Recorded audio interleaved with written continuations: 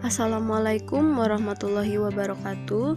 Pertemuan kali ini kita akan mempelajari jarak antara titik terhadap bidang. Sebelum masuk ke jarak antara titik dan bidang, kita lihat dulu apa sih yang dimaksud dengan garis tegak lurus bidang. Garis tegak lurus sebuah bidang itu jika garis tersebut tegak lurus dua buah garis berpotongan yang terdapat pada bidang. Kita lihat pada gambar. Di sini terdapat garis G dan sebuah bidang V. Di garis G itu dia berpotongan dengan garis A. Dan garis G juga dia berpotongan dengan garis B. Sehingga garis G dia tegak lurus A dan garis G dia juga tegak lurus terhadap B. Jadi dapat disimpulkan garis tegak lurus terhadap bidang itu jika garisnya berpotongan dengan bidang atau garis G dia bertegak lurus dengan bidang V. Selanjutnya kita masuk ke jarak titik ke bidang. Peragaan pada gambar di samping ini menunjukkan jarak antara titik A ke bidang V, yaitu panjang ruas garis yang menghubungkan tegak lurus titik A ke bidang V. Di sini terdapat titik A. Titik ke bidang. Jarak antara titik A ke bidang V itu berarti kita tarik atau kita cari panjang ruas garis yang menghubungkan antara titik tersebut dan bidang tersebut. Jadi dari titik A kita tarik garis yang tegak lurus terhadap bidang. Ini yang namanya jarak titik ke bidang. Selanjutnya kita lihat contoh soal yang pertama. Diketahui kubus ABCD EFGH dengan panjang rusuk 10 cm. Jarak titik A ke bidang BDHF adalah. Langkah yang pertama, untuk mengerjakan soal tersebut kita gambar dahulu. Setelah gambar dari kubus terbentuk, yaitu kubus ABCD EFGH, kita buat titik A. Kita tandain titik A, kemudian kita buat bidang. Bidangnya bidang BDHF. Bidang BDHF berarti kita tarik garis dari B ke D, dari H ke F sehingga membentuk bidang BDHF. Bidang BDHF dari jarak antara titik A ke bidang BDHF itu diwakili oleh panjang A ke titik P.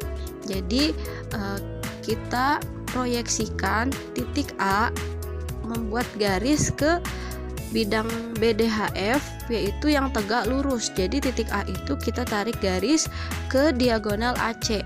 Karena dia tegak lurus ke bidang BDHF, jadi di tengah-tengah A ke C kita buat titik yang namanya titik P.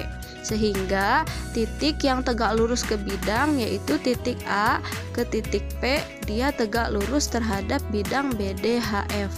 Makanya jarak titik A ke bidang BDHF itu diwakili oleh panjang A ke P.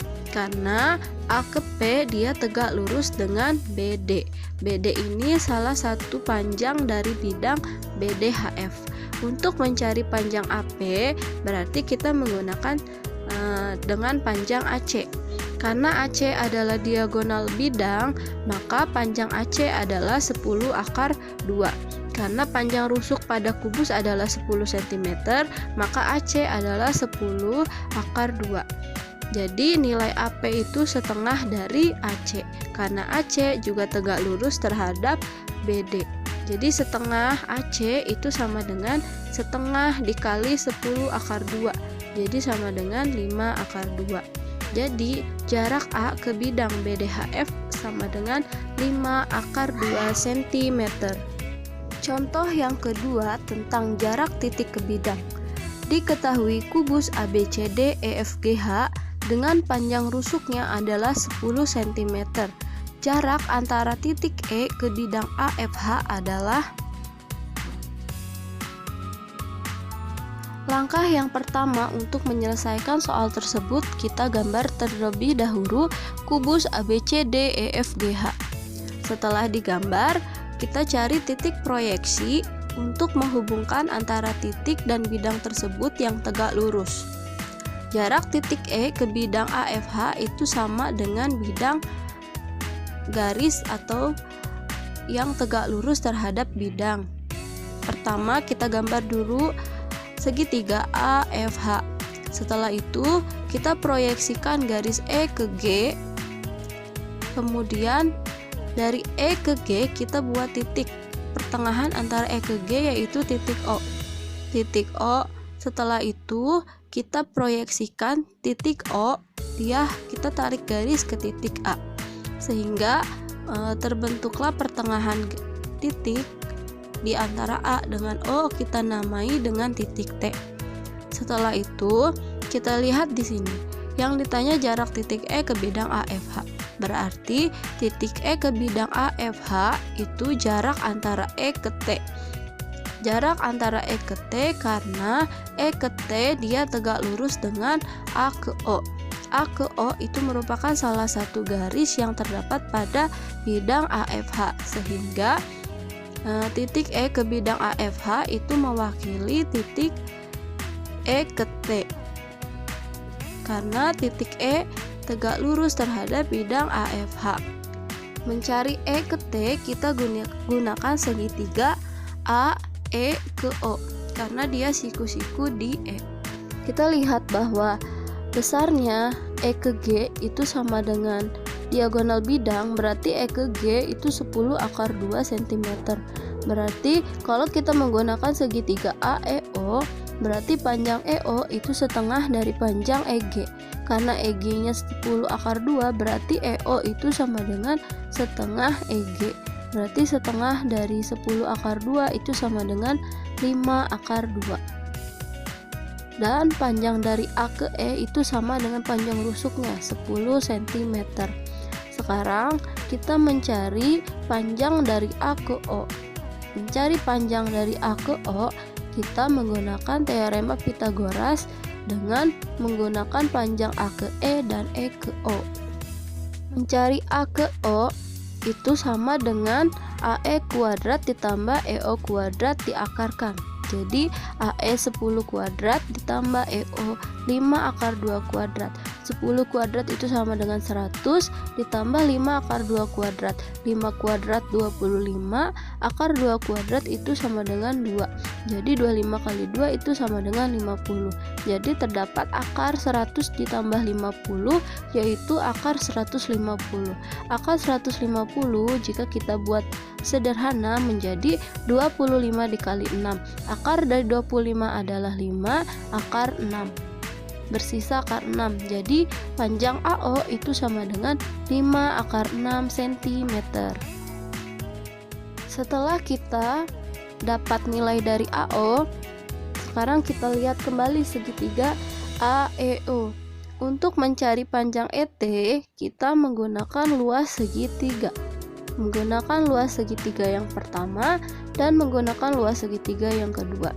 Kita lihat kalau segitiga AEO, jika mencari luas dari segitiga kan setengah dikali alas dikali tinggi. Kalau alasnya EO, berarti kita bisa lihat tingginya adalah AE. Jadi luas segitiga yang pertama itu setengah alasnya EO dikali tingginya AE.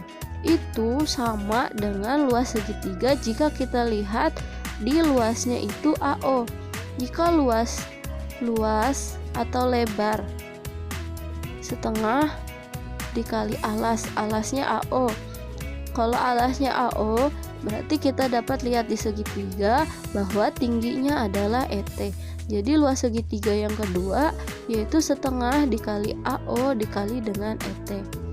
Karena kedua ruas mempunyai nilai setengah, jadi setengah dibagi setengah kan 1, jadi kita coret. Kita substitusikan nilai EO. Nilai EO adalah 5 akar 2, nilai AE adalah 10. Itu sama dengan AO nya 5 akar 6 dan ET nya dia sama dengan yang kita cari. Karena kedua ruas mempunyai nilai 5, makanya 5 dibagi 5 1, kita coret angka 5. Jadi mencari ET itu sama dengan 10 akar 2 dibagi dengan akar 6. Untuk mencari nilai tersebut, kita menggunakan perkalian akar sekawan. Berarti penyebutnya akar 6. Berarti semua penyebut dan pembilang kita kalikan dengan akar 6. 10 akar 2 dikali akar 6 per akar 6 dikali dengan akar 6. Jadi kita peroleh 10 akar 2 kali 6 adalah 12, akar 6 dikali akar 6 adalah akar 36. Jadi sama dengan 10 akar 12 akar 36 adalah 6. Jadi 10 dikali akar 12 kita sederhanakan menjadi 4 dikali 3. Jadi 10 akar 4 kali 3 per 6. Akar 4 kita keluarkan menjadi 2. Jadi 10 dikali 2 akar 3 per 6. 10 dikali 2 itu 20 per 6 akar 3. Jika kita sederhanakan itu menjadi 10 per 3 akar 3. Jadi jarak titik E ke bidang AFH adalah 10 per 3 akar 3 cm.